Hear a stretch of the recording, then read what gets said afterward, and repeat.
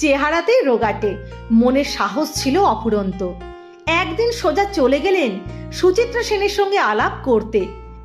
বাইরে দাঁড়িয়ে দেখছেন শুটিংয়ের জায়গায় ঢুকছেন মহানায়িকা। সামনে থেকে দেখলে যেন আরো মোহময়ী। ব্যাস, আলাপ করতেই হবে। এদিকে সুচিত্রা সেনের কাছেও কেউ যাচ্ছেন না, কাজেই পিছু নিলেন চিন্ময়।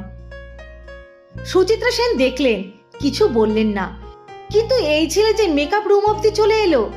বাধ্য হয়ে জিজ্ঞেস করলে সুচিত্রা, কি চাই? উনি বললেন, আপনার সঙ্গে আলাপ করতে। রেগে গেলেন মহানায়িকা, সোজা মেকআপ রুমে ঢুকে দরজা বন্ধ করে দিলেন। কিছুক্ষণ পর দরজা খুলে ঢুকতে বললেন চিন্ময় রায়কে। শেষ পর্যন্ত যেন স্বপ্ন সার্থক হলো চিন্ময় রায়ের। তিনি তো অভিনেতা হতেই চেয়েছিলেন, বাংলা সিনেমা কি তাকে ভুলতে পারে? পর্দার টেনিদা যে অমর হয়ে আছেন।